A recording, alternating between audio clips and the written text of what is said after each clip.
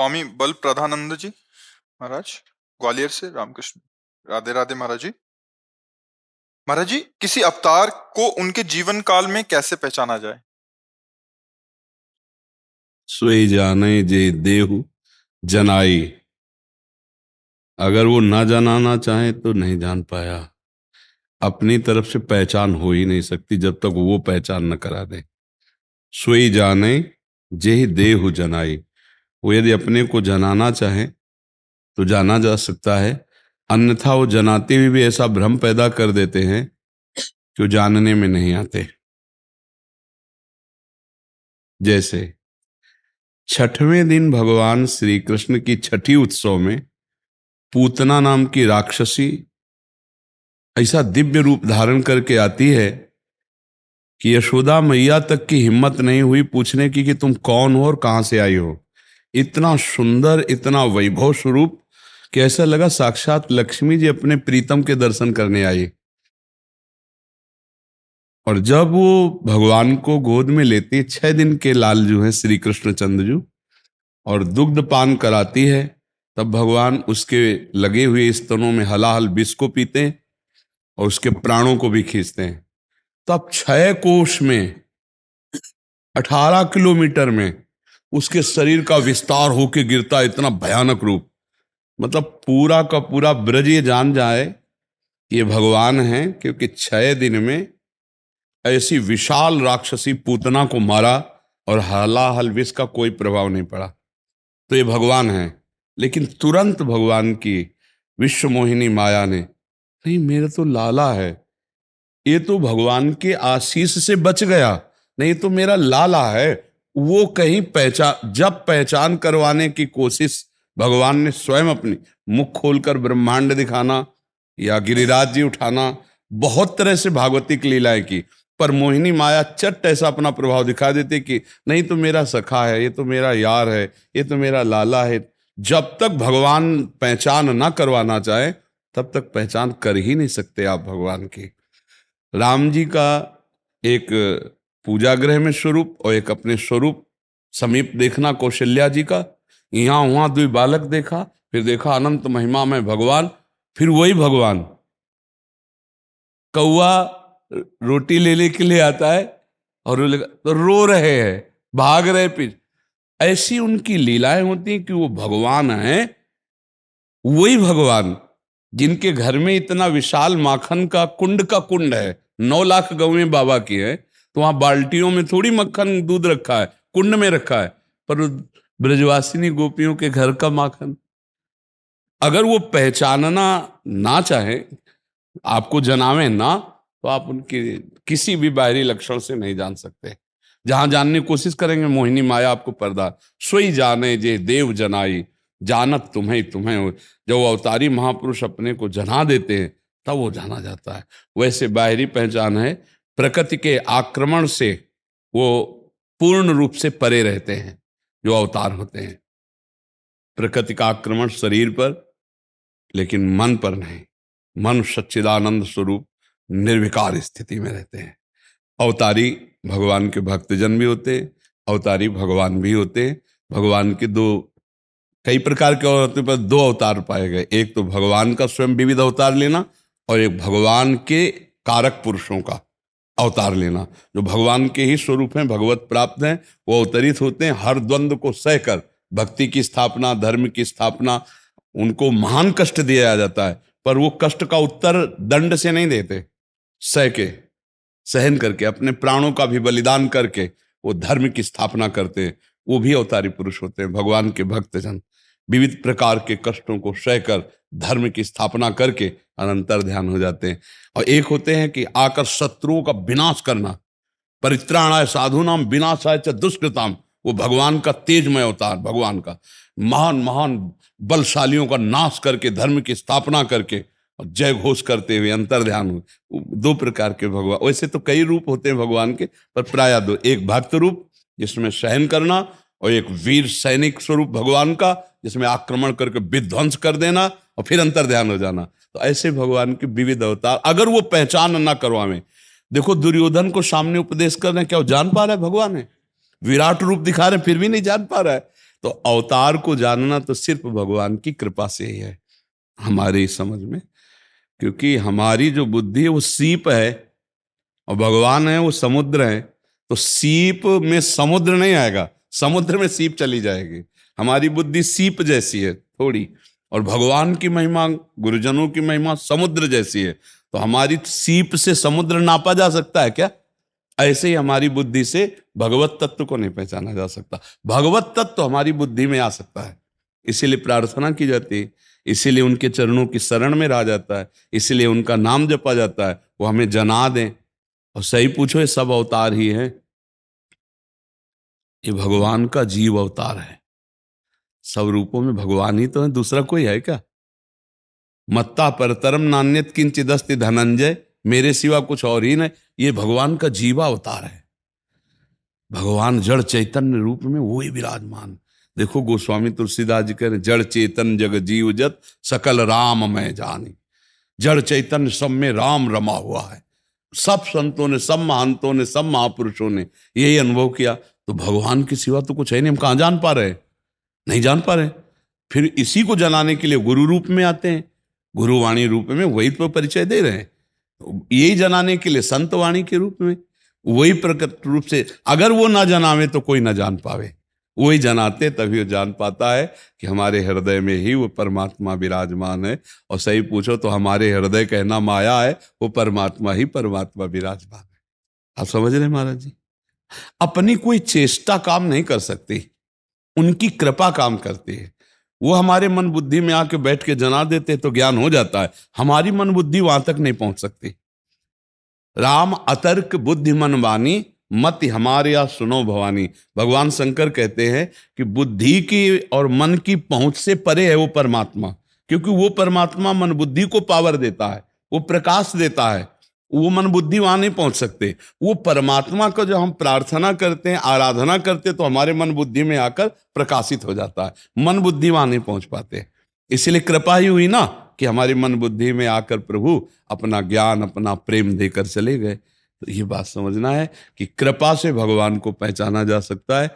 बाह्य है, बाह्य तो कभी ऐसा वैभव रूप दिखाते हैं, कभी ऐसा रूप दिखाते हैं कि संशय हो जाता है बड़े बड़ों को। गरुण जी को संशय हो गया कि ये वही है जो हमारे ऊपर विराजमान होते हैं। तुच्छ निशाचर ने सर्पों से बांध दिया इनको नाग पास में, ये वही प्रभु हैं जिनका नाम लेने से भवबंधन छूट जाता है। अलो संशय हो गया, असंशय मन भयो अपारा। तो ये भगवान ही जनाना चाहे तो जान जाओ, नहीं तो भगवान को नहीं जाना जा सकता। ये बात पक्की है। आप समझ पा रहे महाराज जी? प्रकाश चंद जी लखनऊ से। राधे राधे महाराज जी। महाराज जी, भक्ति, समर्पण, सत्संगति अवधि तक रहती है, फिर अभिमान आ जाता है, ये स्थायी रूप से नहीं रहती। तो भक्ति ही नहीं जिसमें अभिमान आ जाए प्रभु। आप क्रिया को अभी भक्ति कह रहे हैं, अभी भक्ति आई नहीं। भक्ति आ जाएगी तो फिर अभिमान का कोई चांस ही नहीं रहता। विद्या रूप महत्व कुल धन जौबन अभिमान, सट कंटक देखे जहां राहे न भक्ति निदान। राहे न भक्ति निदान स्वांग सब नगर नारी के, विषयन हाथ बिकाए न रिझवन भतार के। बोले विद्या का अहंकार, रूप का अहंकार, कुल का अहंकार, धन का अहंकार, जवानी का अहंकार, बल का अहंकार, और भी कई तरह के। आज जब तक ये अहंकार रहते तब तक भक्ति नहीं है, और भक्ति जब आएगी तो अहंकार नहीं रहेगा। तो जिसे आप कहते हैं भक्ति, वो भक्ति क्रिया है, अभी आपके अंदर भक्ति जागृत नहीं हुई। सत्संग, अभी सत्संग का अंदर प्रवेश नहीं हुआ, नहीं तो असत अभिमान कैसे आ सकता है? सत स्वरूप हमारा है, आत्मस्वरूप हम हैं, अविनाशी हैं, भगवान के अंश हैं कि नहीं है? मान लो हम उसे भक्ति में कहते हैं तो ईश्वर अंश, जीव अविनाशी, चेतन अमल, सहज सुख राशि, अविनाशी स्वरूप है। तो अहंकार करो इस बात का कि मैं भगवान का जन हूं, हमारे प्रभु हैं, और किस बात का अभिमान? और कोई अगर अहंकार है तो फिर अभी भक्ति ही नहीं आई, क्योंकि और देह का अभिमान, धन का अभिमान, और अन्य प्रकृति का अभिमान, किसी भी तरह माया का अभिमान, वो अंतःकरण अज्ञान में होता है, तब ये अहंकार आते हैं, इसकी पहचान होती है। तो हमारे अंदर अभी सत्संग का रंग नहीं चढ़ा, अभी भक्ति का विस्तार नहीं हुआ, इसीलिए अहंकार जागृत हो जाता है। नहीं तो गौर से देखो किस बात का अहंकार है। आपका एक रोम अगर गिर जाए तो दोबारा उसे लगा नहीं सकते आप, तो अहंकार किस बात का है? आप अपने रोम को चाहें कि यहां सफेद ना होने पावे तो नहीं हो पा, आप विचार करके देखें, आपका काम करेगी शक्ति कि भाई हम सफेद ना हो तो नहीं होगा? ऐसा नहीं है। जिस समय जब जैसा होना अपने आप होता चला है। तो आपका प्रकृति पे बस क्या है? बस आप अपने विचार को शुद्ध करके पाप कर्म और पुण्य कर्म दो का केवल ठीक निर्णय कर सकते हो कि पाप ये कर्म है, ये पुण्य कर्म है, मुझे ये नहीं करना है, मुझे करना इतना। उस करने ना करने का फल और करने ना करने का पावर, वो दोनों परमात्मा से प्राप्त हो रहा है। आपको छूट मिली, केवल खेती मिल गई है, वो क्या, ये तुम्हें छूट दे दी गई, लेकिन हल उसी का है, बैल उसी के, बीज भी उसी का है, खेती भी उसी की है, आप भी उसी के। अब वो क्या रहे हो, ये तुम्हें छूट दे दी गई। बस देखो, शरीर तुमने बनाया है क्या? ये शरीर तुमने तो नहीं बनाया। उसकी जैसी कर्म के अनुसार था वैसे उसने रचना कर दी। नहीं आपको बहुत गोरा बना देता, आपको और लंबा बना देता, आपके कमल जैसे नेत्र कर देता, लेकिन उसने बनाया है आपकी रुचि के विरुद्ध। अगर आपसे आप पूछा जाए कि आप अपना शरीर कैसा चाहेंगे, तो आपको ये पसंद नहीं आएगा। आपको लगेगा ऐसा होना चाहिए, ऐसा होना चाहिए, मतलब वो किसी और की पसंद से बना है। तो शरीर भी तो आपका नहीं है और आप भी आपके नहीं हैं, आप भगवान के अंश है ना? आपको जो मिला है घर, वो भगवान के द्वारा ही दिया तो मिला है, नहीं किसी अरब खरबपति के यहाँ जन्म लेते, लेकिन उसने दिया ना।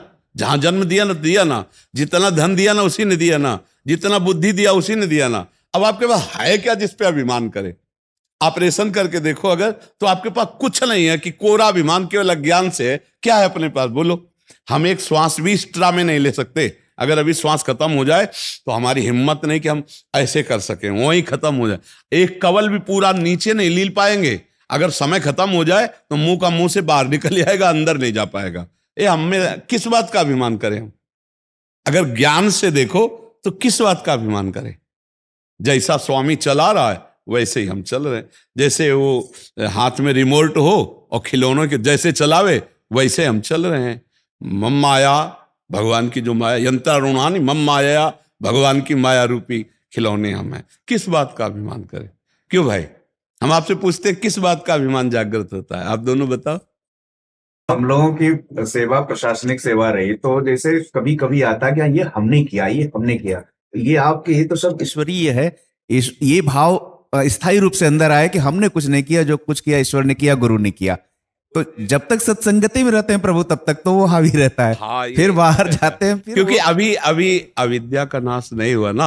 अगर अविद्या नष्ट हो जाए तो खुला आपको दिखाई देने लगे कि आप अकर्ता हो। ये करवाया जा रहा है आपके हृदय में बैठ करके। 3 गुण हैं, सतोगुण, रजोगुण, तमोगुण। जब तमोगुण आता है तो निद्रा, आलस्य, प्रमादोत्थम। जब रजोगुण आता है तो काम भोग आदि की क्रियाएं। जब सत्वगुण आता है तो सात्विक भक्ति आदि की क्रियाएं। पर तीनों क्रियाओं का कर्ता आप नहीं है, माया के द्वारा प्रेरित होकर के हो रहा है। तो आपको दंड इसी बात का मिलता है कि आप कर्ता बन जाते हैं, आप भोक्ता बन जाते हैं। अगर कर्ता भोक्ता ना रहे तो आप जीवन मुक्त है। पूरे विश्व को काटने के बाद भी आपको पाप नहीं लगेगा, पूरे विश्व का भंडारा करने के बाद भी आपको पुण्य नहीं लगेगा। पाप और पुण्य दोनों से मुक्त हो जाएंगे। कब? जब आप कर्ता नहीं हो। कर्ता कोई पूर्ण है, कर्ता कोई पूर्ण है, हम अकर्ता है। कर्ता तो पूर्ण पुरुष है। बस यही बात जानना। अच्छा, माया क्या करती? अपने को कर्ता, और इसीलिए हमारी दुर्गति हो जाती। फिर हमें अवश्य में भोक्तव्यम कृतम कर्म शुभाशुभम, शुभ अशुभ कर्म हमें भोगने पड़ते हैं, और हो रहा है माया के द्वारा। जब ये बात जान जाता है कि गुणानुगुण वर्तनते मनुष्या पार्थ सर्वसा, ये तो माया के, वो जीवन मुक्त हो जाता है। पर ये बात पाप कर्म के लिए तो हम कह सकते हैं कि भगवान की माया ने कराया, लेकिन जब अच्छा और पुण्य कर्म होगा तब हम जरूर ठसक से कहेंगे मैंने किया। लेला, हाँ, ये ज्ञान स्थायी नहीं रहता। अगर ये ज्ञान स्थायी रहे तो हम जीवन मुक्त हो जाएं। वस्तुतः आप बिल्कुल धैर्य से देखिए, आप कुछ नहीं कर सकते, आप कुछ नहीं कर सकते। जो कुछ हो रहा है एक अलौकिक शक्ति के पावर से हो रहा है। केवल आपको थोड़ा सा अवसर दिया गया मनुष्य शरीर में कि अच्छा और बुरा, ये 2 चिंतन करके आप देखो किधर चलोगे, अच्छे मार्ग में या बुरे मार्ग में। पर विचार करने का पावर और चलने का पावर और मार्ग, ये सब कुछ उसी का दिया हुआ है। इसीलिए जब ये ज्ञान पूरा हो जाता है तो ऐसे हो जाता है वो कि अब मुझे समझ में आ गया कि आप ही सब कुछ कर रहे, मैं व्यर्थ में अपने को कर्ता मान रहा था। जैसे अब यहां आए हो तो आप थोड़ी आए हो, आपको प्रभु लाए हैं। हर चीज को आप देखिए कि आपकी सोच समझ से एकदम परे विषय है।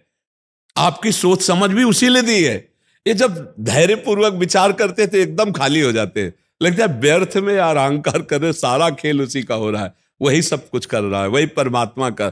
हमको क्या करना है? उसकी दी हुई शक्ति के द्वारा उसका चिंतन करना है। उसकी दी हुई शक्ति से हमें किसी को कष्ट नहीं देना है, हमें सुख देना है जितना हमें पावर दिया गया है। अभी अहंकार नष्ट हो जाए।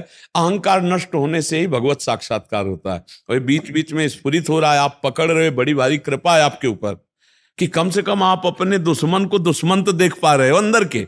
बाहर के दुश्मन तो हम लोग बहुत बना लेते हैं, अंदर के दुश्मन को पहचाना। यही अहंकार जो है ना, ये संसति मूल सूल प्रदनाना, सकल शोक दायक अभिमाना, ताते करे कृपा निधि दूरी, सेवक पर ममता अति भूरी। यही मूल चक्र है जो हमको जन्म मरण के चक्र में फंसाए, यही अहंकार। और यही अहंकार यदि गुरु के वचनों के अनुसार भगवान में समर्पित हो जाए तो यही परम पद प्राप्त करवा दे। बस अब अंदर से विचार करो, जहां अहंकार आवे वहां विचार करके देखो, इसमें मैं नहीं हूं, मेरे प्रभु की ही सामर्थ्य से सब हो रहा है। बिल्कुल सच्चे समझो। जहां हम अहंकार करते हैं वहां भी हम अहंकार करने लायक नहीं, वहां भगवान ही सब कुछ कर रहे हैं। एक बार गरुड़ जी को लगा कि मैं त्रिभुवनपति भगवान को अपनी पीठ पर बैठाल करके उड़ता हूं, थोड़ा अहम। तो एक हाथ ऐसे प्रकट हुआ और ऐसे रखा, तो एक छोटी चिड़िया की तरह गरुड़ जी वजन नहीं सह पाए हाथ का और झम से समुद्र में गिर गए। जब समुद्र में डूबने लगे तो भगवान हरि को पुकारा। तब भगवान ने कहा मेरा ही हाथ है और किसी का नहीं है। तुम समझते हो कि तुम मुझे लेके उड़ते हो, मैं अपनी सामर्थ्य से तुम्हें उड़ाता हूं। अब लोगों की भ्रम वृत्ति ये होती कि भगवान की शक्ति से हम अब स्वयं शक्तिवान हो रहे हैं और उसको हम अपनी मान करके, जैसे देखना, भगवान ने चंद रुपए दिए आपको, भगवान ने आपको बुद्धि दी, भोग सामग्री दी। अब आप 100 रुपए का भोग लगाएंगे तो 10 लोगों से बताएंगे कि 100 रुपए का भोग हमने भगवान को लगाया और भगवान ने तुमको सब दिया। ये बात तुम्हारी समझ में नहीं आ रही? तो हमारा क्या है कि भगवान की शक्ति से हम शक्तिवान हैं और कुछ भी कार्य बन जाता है तो उसे हम अपनी शक्ति मान लेते हैं। यही माया का भ्रम है, ये माया से भ्रमित कर दिया जाता है। तो हमें लगता है हम निरंतर नाम जपने का अभ्यास करें तो इस भ्रम से हम बच सकते हैं। नाम जप सबसे बड़ी सामर्थ्य है। तो जो गुरु जी ने नाम दिया हो या जो नाम आपको प्रिय लगे, रामकृष्ण हरि, हम तो वृंदावन वासी राधा उपासी, तो राधा राधा ही रटते हैं। नाम जप से सब ज्ञान हो जाता है, सब शास्त्रों का, सब महापुरुषों का, सब गुरुजनों का, गुरुवाणी का अवगाहन करके कह रहे हैं नाम जप, नाम नाम। अगर नाम चल रहा है तो सब है और नाम नहीं है तो सब जीरो समझो। नाम एक अंक है, जैसे 000 कोई अर्थ नहीं हुआ, 1 0 10, फिर एक अंक लगा के दूसरा 0 तो 100, फिर तीसरा 0 तो 1000, उसका अर्थ हो गया। 000 कोई अर्थ नहीं, और अंक लिखा 1 फिर 00 तो उसका अर्थ हो गया, नहीं हो गया, उसकी महिमा हो गई। ऐसे ही जो भी हम साधन करते हैं वो सब 000।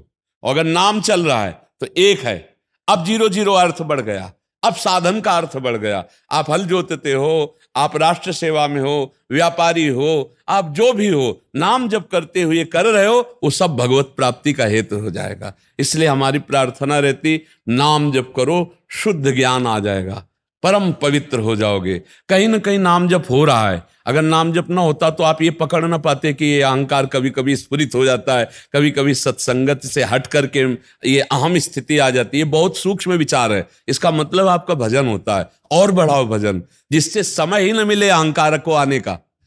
निरंतर सातु दीर्घकाल निरंतर सत्कार सेवितो दृढ़ भूमि, पातंजलि जी महर्षि हुए, उन्होंने कहा यदि निरंतर दीर्घकाल तक सत्कार पूर्वक नाम जप किया जाए तो ऐसी घनीभूत भक्ति आ जाएगी कि इनके प्रवेश का अवसर ही नहीं रहेगा।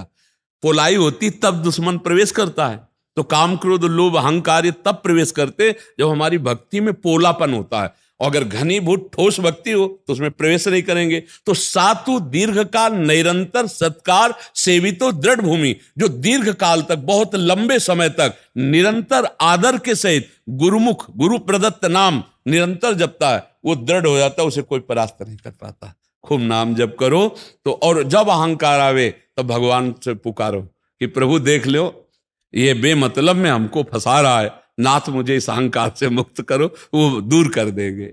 जी, आपका कोई प्रश्न था क्या? तो यही अहंकार वाला ही था, अहंकार से कैसे बचें, अहंकार से कैसे बचें, वही प्रश्न। हाँ, तो देखो भगवान ने उत्तर दिला दिया।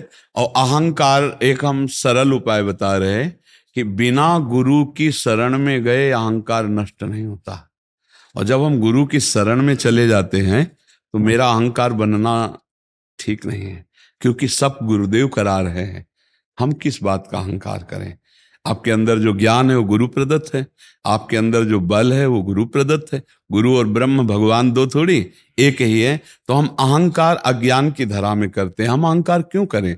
क्या ऐसा है अहंकार करने लायक हमारे पास? अगर भगवान ना चाहते तो आपको एक आंख दे देते, दो दी। भगवान ने आपको शुद्ध बुद्धि दी, आपको पागल बना सकते थे। भगवान ने आपको सर्वांग पुष्ट बनाया, भगवान ने आपको अधिकार दिया सोचने विचारने का। तो इसमें सब कुछ गुरु कृपा है, इसमें उस परमेश्वर की कृपा है। तो हम अहंकार क्यों करें? तो विचार से अहंकार का नष्ट होता है, विचार से ही तो अहंकार होता है। तो विचार से उसको मिटिया मिट कर दो कि मेरे पास क्या है, मेरे पास तो जो कुछ है गुरु कृपा से है, भगवत कृपा से है। मेरे पास जो कुछ है भगवत कृपा, तो अहंकार नहीं आएगा। अगर हमारे अंदर ज्ञान विज्ञान तो मेरे गुरुदेव ने दिया है। जैसे तो हम ये देखते हैं कि साउंड ये बोल रहा है, चिप लगी है गुरुदेव की। आप प्रश्न करते हो, हमें पता नहीं क्या प्रश्न करेंगे, तत्काल प्रश्न होता है, तत्काल उत्तर। तो ये मैं तत्व से थोड़ी कि हम उसको समझ के हम बस बोले चले जा रहे हैं और आप उसको पकड़ लो। वो शास्त्र प्रमाणित होगा, एक भी शब्द में मिस्टेक नहीं होगी। वो कहां से हो रहा है? वो गुरु बुलवा रहा है, जो परमात्मा गुरु बैठा है। आपने प्रश्न किया, तत्काल उसको पकड़ा, वो सर्व ज्ञान समुद्र है, वो उत्तर दे रहा। करें करावें आप सब और जने बढ़ाई दे। बोले उत्तर कौन दे रहा? बोले प्रेमानंद।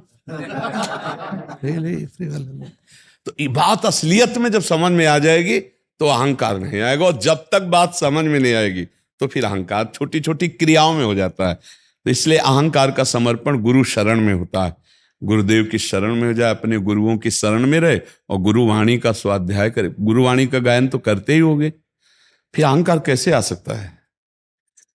हमें तो नहीं लगता इतनी जोर की दवा खाने के बाद रोग बढ़ जाए। क्यों? गुरुवाणी रूपी है। फिर किस बात का अहंकार करते हैं? आप तो जोर से कहते हैं वाहेगुरु का खालसा वाहेगुरु की फतेह। तो तुम्हारा क्या है इसमें?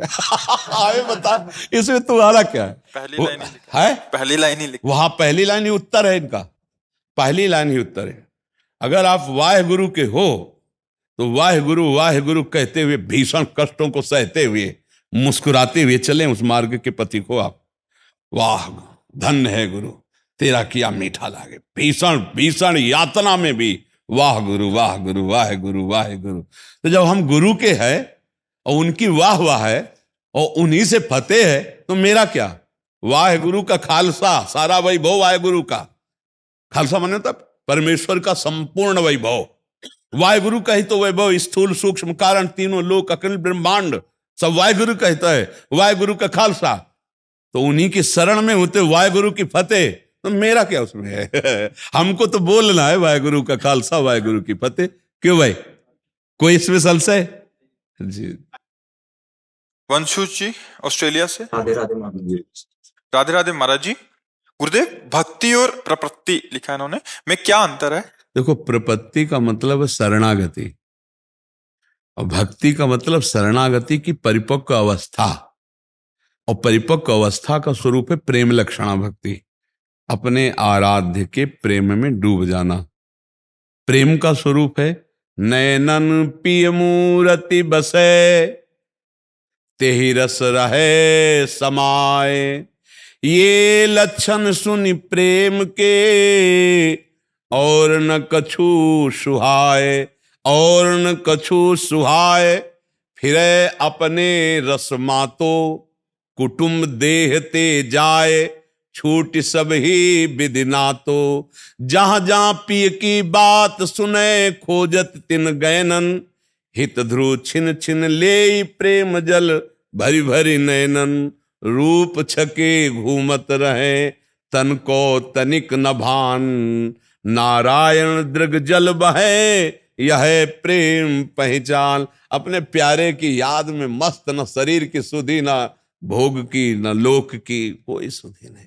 ब्रह्मादि के भोग सब विषम लागत। तो प्रारंभ होती प्रपत्ति से, शरणागति से भक्ति प्रारंभ होती है। श्रवण सुजस सुनि आयऊ प्रभु भंजन भव भीर, त्राहि त्राहि आरति हरन शरण सुखद रघुवीर, त्राहि माम शरणागत प्रतिपाल, हे श्री कृष्ण मैं आपकी शरण में। फिर श्री कृष्ण कृपा करते, फिर भगवत प्रेमी महात्मा का संग देते। जब जीव भगवान की शरण में होता है तो भगवान की प्रथम कृपा होती है। प्रथम भगति संतन करि संगा, दूसरी रति मम कथा प्रसंगा। स्वयं भगवान श्री राम सबरी जी से कह रहे, मेरी पहली भक्ति की कृपा क्या होती है? भगवत प्रेमी महात्माओं का संग मिलता है। प्रथम भगति संतन करि संगा, दूसरी रति मम कथा प्रसंगा। दूसरी भक्ति का रंग क्या चढ़ा? अब भगवान की चर्चा सुनने का नशा चढ़ गया। जहां कहीं भी भगवत चर्चा सुनने को मिले भागा भागा जाएगा, भगवान की चर्चा कानों में सुनने को मिले। दूसरी रति मम कथा प्रसंगा, गुरुपद पंकज सेवा, तीसरी भक्ति अमान, चौथी भगति मम गुणगन करे कपट तजिगान। बोले तीसरी भक्ति का रंग आया गुरु चरणों में पूर्ण श्रद्धा, पूर्ण भक्ति, पूर्ण समर्पण, पूर्ण सेवा, लेकिन अभिमान छोड़कर। सेवा और अभिमान एक साथ नहीं होता। अगर गुरु चरणों की सेवा फिर ये अभिमान मान रहा तो भाग जाओगे, फिर नहीं टिक पाओगे, क्योंकि अभिमान भगा देगा। जहां वो तुम्हारे अभिमान पर प्रहार किए तहां होगा कि यार बहुत सेवा किया, लेकिन अगर सह गए, अगर उस अपमान को सह गए गुरुजनों के द्वारा दिए गए, तो अमोघस्य बहुत बड़ी वस्तु प्राप्त होगी। इसीलिए कहा गुरुपद पंकज सेवा, तीसरी भक्ति अमान, मान रहित होकर, अभिमान का त्याग कर गुरु चरणों की सेवा, और चौथी भगत मम गुण गण करे कपट तजगान। भगवान के गुण, भगवान के रूप लीला महिमा का गान करना है चौथी भक्ति है। मंत्र जाप मम दृढ़ विश्वासा, पंचम भगति सो वेद प्रकाशा। पांचवी मेरी भक्ति है जो गुरु ने मंत्र दिया, नाम दिया, दृढ़ विश्वास के साथ उसे जपा जाए। पंचम भगति सो वेद प्रकाशा, मंत्र जाप मम दृढ़ विश्वास, मेरे पर दृढ़ विश्वास और निरंतर नाम और मंत्र। छठ दम शील बिरत बहु कर्मा, निरत निरंतर सज्जन धर्मा। छठवीं भक्ति है बहुत धैर्यवान, शीलवान, नम्र, सहनशील बने और बहुत प्रपंच के कार्य ना करे, प्रपंच के फालतू कार्यों से अपने को बचावे, वो कार्य करे जो शास्त्र और संतजन कहते हैं। सातों सम मोहि मैं जग देखा, मोते अधिक संत करि लेखा। सातवीं भक्ति है सब में मेरे को देखे पर मेरे से भी अधिक मेरे भक्त संतों को माने कि ये भगवान से भी बढ़कर है, ऐसा भगवान आदेश करें। सातों सम मोहि मैं जग देखा, मोते अधिक संत करि लेख। बोले ऐसा कैसे हो सकता है? भगवान से बढ़कर संत कैसे हो सकते हैं? भाई कोई बात का प्रमाण भी होना चाहिए, क्यों कोई कोरी भावुकता में कहे जा रहे हैं? बोले प्रमाण ये है कि भगवान के रहते हुए हमारी दुर्गति नहीं रुकी है। तो सबके हृदय में भगवान, लेकिन मनमानी आचरण हो रहे, दुर्गति हो रहे। लेकिन संत संग मिल गया तो दुर्गति रुक गई। तो मोरे मन प्रभु अस विश्वासा, राम ते अधिक राम कर दासा। राम जी हृदय में बैठे रहे तो सब होता रहा, लेकिन रामदास का संग हो गया भक्त का, अब सब छूटना शुरू हो गया, गंदे आचरण छूटने, गंदी बातें। तो सातों सम मोहि मैं जग देखा, मोते अधिक संत करि लेखा। आठों जथा लाभ संतोषा, सपन्यों नहीं देखे पर दोषा। बोले आठवीं भक्ति है यथा लाभ संतोष, सदा का हो सो कछु न चाहोंगो। जैसी भगवान हमें परिस्थिति दिए उसमें हम संतोष धारण करेंगे, भगवान से भी कुछ नहीं मांगेंगे। ये आठवीं भक्ति है। आठों जथा लाभ संतोषा, और सपने नहीं देखे पर दोषा। स्वप्न में भी दूसरे, जागृत की तो बात जाने दो, किसी के दोष दर्शन न करे, किसी की निंदा न करे, किसी की चुगली न करे। नवम सरल सब सन छलहीना, सबसे छलहीन बर्ताव नौवीं भक्ति। बोले 9 में एक भी हो तो भगवान की प्राप्ति हो जाए, फिर 9 जिसके अंदर हो क्या कहना है। और इस भक्ति का फल है प्रेम। प्रेम का स्वरूप यही हर समय अपने प्यारे की स्मृति में मगन रहना। शायद इसको ही इश्क कहते हो, जैसे कोई दिल को मसला करे।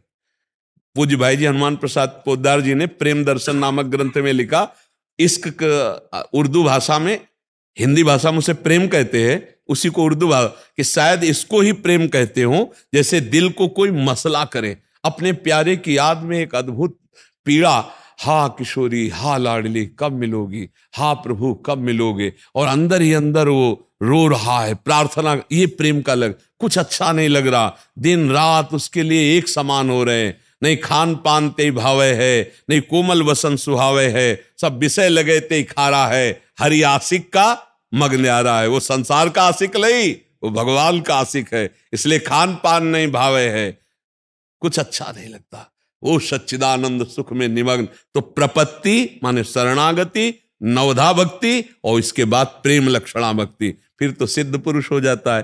प्रेम आ गया तो सब कुछ प्राप्त हो गया। समझ पाए भाई आप? और कोई प्रश्न इसमें? माधव गुप्ता जी राजस्थान से। राधे राधे महाराज। राधे राधे महाराज जी। महाराज जी मैं राजस्थान से आया हूँ। इसी साल मेरा आईपीएस में चयन हुआ है, महाराज जी पुलिस ऑफिसर्स उसमें। मेरा प्रश्न है कि महाराज जी कैसे मैं सही धर्म के रास्ते पर चलकर लोगों का भला करूं और समाज के कल्याण में बस अपना 2 ही छोटा चीजें हैं जो हम पहुंच बार बार सबको समझाते हैं, वही आपको कहेंगे। लोभ और भय, प्रलोभन और भय, ये 2 हमको धर्म भ्रष्ट कर देते हैं। बस अगर 2 चीज नहीं तो त्रिभुवन में कोई तुम्हें परास्त नहीं कर सकता। लोभ और भय, किसी भी तरह के भय, कई तरह के भय, और किसी भी तरह का प्रलोभन, चाहे पदोन्नति का हो चाहे रुपए का हो, ये 2 चीजें हमको हमारे धर्म से भ्रष्ट कर देती हैं। हम चाहे जहां हो, चाहे जिस डिपार्टमेंट में हो, ये 2 बातें सबको सावधानी से निर्वाह करने के लिए है कि अगर आप प्रलोभन में नहीं फंसे और किसी से भयभीत नहीं हुए तो आपका धर्म आपकी रक्षा कर लेगा और आपको आगे बढ़ा देगा। नहीं, प्रायः यही 2 जगह डूब जाया जाता है, प्रलोभन धन से लेकर पदोन्नति तक का, और भय स्वयं शरीर से लेकर परिवार तक का, या पद छीनने का, किसी भी तरह का भय। आप ये काम नहीं करते हो तो हम आपको सस्पेंड कर देंगे। आप ये काम नहीं करते हो तो आपसे मान लो बड़े हैं, बहुत बड़े बड़े तो सब क्रम है ना। और सबसे बड़ी ये बात है, कई ऐसे हमारे पास से प्रसंग आए हैं कि तो उन प्रसंगों से ही हमें तो ज्ञान होता है। हम तो गंगा किनारे भ्रमण करते हैं, हमें क्या ज्ञान इस बात का? तो आपसे ही हमको इस बात का ज्ञान होता है, आप लोगों से ही, कि क्या समस्याएं आपकी होती। तो 2 ही समस्या केवल हैं, आप तीसरी नहीं बता सकते। 2 ही हैं जो आपको गिरा सकती हैं, एक प्रलोभन और एक भय। प्रलोभन कभी करना नहीं और भयभीत कभी होना नहीं। नाम जप करना और भगवान के भरोसे में रखना, तो हर विपत्ति संपत्ति बढ़ाने वाली बन जाएगी। हर भय तुम्हें ऊंचा उठा देगा, और अगर टूट गए तो बिखर गए। फिर क्या है? फिर तो क्या है, बड़ा बढ़िया पद मिला है, अभी खूब बड़ा धन एकत्रित करो, रुपया पैसा गाड़ी घोड़ा, और इसके बाद मन अशांत हो जाएगा। क्योंकि जिसके लिए तुम्हारा जन्म हुआ वो कर नहीं पाए ना, धर्म, राष्ट्र सेवा, भगवत सेवा। तो धन से थोड़ी शांति मिलती, धन से शांति नहीं मिलती। हमने सुनाया है, उसमें सत्संग में बताया, सत्संग में थे कोई इसमें से, सुनाया था ना। अब बोलिए आप, वो व्यक्ति अपने आप को शूट कर लिया, अपने परिवार को शूट कर दिया, पूरे को, बुद्धि खराब हो गई ना। कहीं ना कहीं व्यसन, अधर्माचरण से आया धन सर्वनाश कर देता है। इसलिए डरना नहीं और प्रलोभित मत होना। तुम्हारे को सरकार देगी ही ना भरण पोषण के लिए, उसी व्यवस्था में राजी रहना, और एकदम स्वभाव अपनी एक धाक बना लो कि आदमी टूटने वाला नहीं है। यद्यपि आपसे ज्यादा प्यार नहीं करेंगे लोग, यदि आप ऐसे रहोगे तो आपसे ज्यादा प्यार नहीं करेंगे, पर आपसे वो प्यार करेगा जो जिसका प्यार रक्षा करता है, वो भगवान प्यार करे। नहीं, प्रायः जब हम पदों में पहुंचते हैं तो बहुत पैसा खर्चा होता है, तो सबसे पहली बात होती है कि जितना खर्चा हुआ है उतना तो पहले निकाल लेते हैं। तो मुझे लगता है अगर प्रलोभन में ना फंसे और भय में ना फंसे तो हम धर्म पूर्वक अपने जीवन का निर्वाह कर सकते हैं, राष्ट्र सेवा कर सकते हैं, हमारा परिवार बड़ा सुखी रहेगा। जब धर्म से आप 100 रुपया भी लेके घर जाओगे ना, वो बड़ा खुशहाल रहेगा। और अधर्म करके 1 करोड़ लेके जाओगे तो किसी न किसी की बुद्धि में अशांति पैदा कर देगा, जो आपको जाते ही छाती जला देगा। घर परिवार में जाते ही आपको अशांति प्राप्त हो जाए। इसलिए अधर्म का पैसा नहीं। आज सुना था सत्संग में, अधर्म के द्वारा कमाए हुए धन से 15 पाप के आचरण अपने आप प्रकट हो जाते हैं। तो इसलिए बहुत सावधान रहना चाहिए। हमारी तो यही प्रार्थना है आपसे कि भय और प्रलोभन से बचिएगा। जी महाराज, राधे राधे। राधे राधे। राहुल जी राजस्थान से। श्री राधे। राधा वल्लभ श्री हरिवंश, आपके चरणों में कोटि कोटि प्रणाम। महाराज जी, मैं विश्व में भगवान का प्रचार करना चाहता हूँ और भारत को फिर से पहले जैसे सोने की चिड़िया और अखंड भारत बनाना चाहता हूँ। मुझे ऐसा लगता है भगवान ने मुझे इसी कारण बनाया है, और मार्गदर्शन करें। पहले अपने चित्त को भगवदाकार करने की कोशिश कर, पहले अपने को संयम में रखने की कोशिश कर। हमारा यही तो दुर्भाग्य है कि हम प्रचार प्रसार दुनिया की बातें सोचते हैं। पहले अपने हृदय में ऐसे करके देखो। जब ऐसे देखोगे तो सब वही है। किसको सुधारना है? अपने को सुधारना भैया, यहाँ और किसी को नहीं सुधारना है। सब भगवान है। जब बड़े संतों ने जिसको देखा तो भगवान ने देखा, नहीं देखा? सिया राम मैं सब जग जानी, सब संतों ने देखा। बोले जित देखूं तित श्याम मई है, सर्वम खलमिदम ब्रह्म ने नानास्ति किंचन। दृष्टि हमारी बदली तो एक ब्रह्म दिखाई दे रहे, एक श्याम दिखाई दे रहे हैं, राम दिखाई दे रहे हैं। ये सारा जगत भगवान में है। हमको किसी को सुधारना नहीं, हमको अपनी दृष्टि बदलनी है। हमारा जन्म हुआ भगवत प्राप्ति के लिए। पहले हम भगवत प्राप्त हों, तो जब हम भगवत प्राप्त दृष्टि से देखेंगे तो सब भगवान दिखाई देंगे।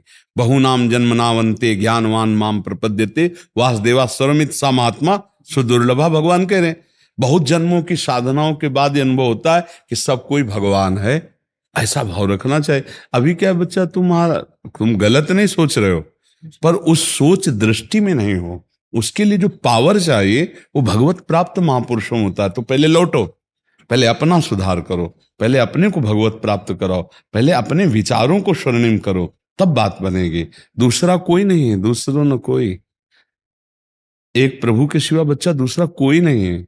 अब जिनके अंदर वासना है पत्नी की तो भगवान पत्नी बने बैठे हैं, वासना है पुत्र की तो भगवान पुत्र बने बैठे हैं, वासना है नानात्व की तो भगवान नानात्व बने बैठे हैं। सच्ची मानो भगवान के सिवा कोई नहीं बच्चा। किसी का उद्धार नहीं करना, अपना उद्धार करना है। जो हमारी दृष्टि खराब हो गई कि भगवान के सिवा और कुछ है, यही हमारी दृष्टि खराब हो गई। इसके लिए महाराज जी आपके पास, हाँ, नाम जब हम मतलब आपके प्रश्न का आदर करते हैं, ऐसी भावना होनी चाहिए। पर जैसे कुछ बातें ऐसी कि बच्चा हो इसलिए वो कुछ बातें हैं जिनका सुधार करना है। कि हमारा सोने की चिड़िया जानते हो क्या मतलब? सोने का मतलब क्या समझते हो? अरे हम यार भारतीय हैं, हम तो वैसे ही सोने के हैं। गंगा यमुना यहाँ पावन हाँ पावन भगवत धाम, भगवत अवतार। तो हमारा देश क्या पहले जैसा अब हो जाए? नहीं, हम चाहते पहले जैसा अब हो जाए। पहले कितना अत्याचार मुगलों का रहा है बच्चा, कितना अत्याचार अंग्रेजों का रहा है। पहले जैसा आप थोड़ी चाहते, अब जैसा पहले कभी नहीं था। आज हम स्वतंत्र रूप से भगवान का यश गाते हैं, आज हम स्वतंत्र रूप से भगवान का नाम जप करते हैं। गला काट दिया जाता था, आज हम घास। हाँ, तो हमारा ये समय बहुत बढ़िया चल रहा है। ऐसा समय आगे नहीं आएगा, ऐसा समय पीछे नहीं आया। जैसा समय चल रहा है बहुत बढ़िया समय चल रहा है। नाम जप करो, ब्रह्मचर्य से रहो, माता पिता की सेवा करो, तो इससे आपके अंदर जो पावर आएगा, उससे पहले परिवार की सेवा, फिर पड़ोस की सेवा, फिर ग्राम की सेवा, फिर नगर की सेवा, फिर राष्ट्र सेवा, फिर विश्व सेवा, ऐसे बढ़ा जाता है। अपने को बहुत दीनहीन मानने वाला ही विश्व सेवा करने का अधिकारी होता है। अपने को कि शायद मेरा जन्म इसीलिए हुआ है, ऐसा नहीं कहा जाता। कभी कोई महापुरुष ऐसे नहीं बोला है। इसकी इच्छा होती है मुझे बार, इसकी इच्छा होती है बार। तो उसके लिए पावर एकत्रित करो। जन्म हुआ तो उसके लिए पावर एकत्रित करो। बिना तपस्या और भजन के तुम जगत कल्याण कर सकते हो क्या? तपस्या और भजन होना चाहिए। काम क्रोध लोभ मोह मद मत्सर, इन पर विजय प्राप्त करने वाला, निरंतर भगवदाकार वृत्ति की, वो जगत मंगल करता है बच्चा। जगत मंगल करने के लिए कहीं जाओ या ना जाओ, तुम्हारे अंदर पावर आ जाए, जगत का मंगल अपने आप होना शुरू हो जाएगा। फूल में गंध आ जाती है तो भंवरों को निमंत्रण कार्ड नहीं भेजे जाते, वो अपने आप मंडराने लगते हैं, नहीं मंडराने लगते। आप में पावर आ जाए जगत मंगल करने का तो जगत मंगल अपने आप होने लगेगा, नहीं होने लगेगा।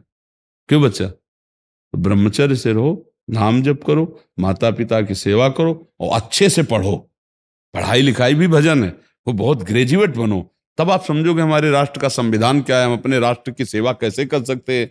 कोई पद मिल जाए, कोई पदाधिकारी बन जाओ तो उससे भी राष्ट्र की सेवा होती है, और एक ग्रामीण आदमी भी बनकर राष्ट्र की सेवा होती। अगर हम 100 मन अन्न पैदा करते हैं तो उस अन्न को हम भारत में किस किस कोने में भेजते हैं, वो हमारा अन्न जाता है उधर पोषण करता है। मान लो कोई 50 लाख रुपया महीना पैदा करता है तो 50 लाख खाएगा क्या?